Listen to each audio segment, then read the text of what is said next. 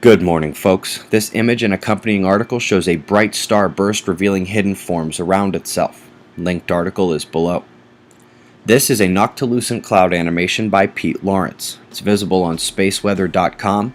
The latest news on NLCs is that they are very early this year, setting the stage for another big year of watching the phenomenon whose recent coming out party the experts just can't explain.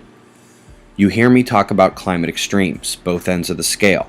Well, after near record low tornadoes all year, we now know that we've just hit the opposite end of the record books, not in a good way. Had another 6-pointer last night, Santa Cruz Island. Also had a 5.5 in China, but this 5.3 in Hawaii is most significant.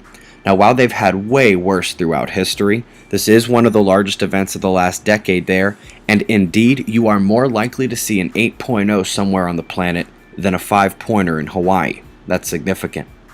Folks, the Euro flooding situation, not improving much. When some rivers crest tomorrow, they're expected to nudge all-time records. Germany, Austria, Czech Republic, and more. Flooding will also be a major concern for Florida, as a tropical system may be developing in the Gulf. As of right now, there are no signs of organization, but I will almost guarantee the damaging flooding will accompany the storm to Florida, whether it's named or not. Quickly heading around the rest of the world satellite animations. Remember, all links to weather sites are in the description box, and if you can't find your weather there, you don't live on Earth. Also got a tornado watch for tonight in the US at the pressure convergence as usual. We'll come to space weather with the filament cresting the northeastern limb. He got one look at Earth and made a beeline for the heavens. Coming to the solar wind, yes, there is a data dropout on the 15-year-old space relic known as ACE.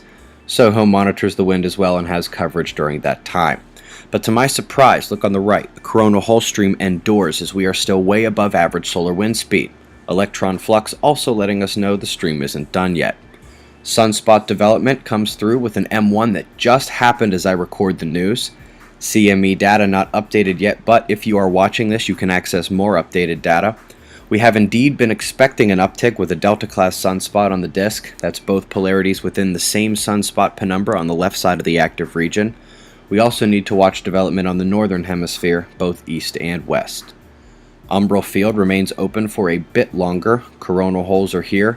Energetic flux remain high. Shots of our star to close, including the best down-the-line shot of filamentary movement in the corona I've ever seen. Eyes open. No fear, it's 6:55 a.m. Eastern Time, and that's the news. Be safe, everyone.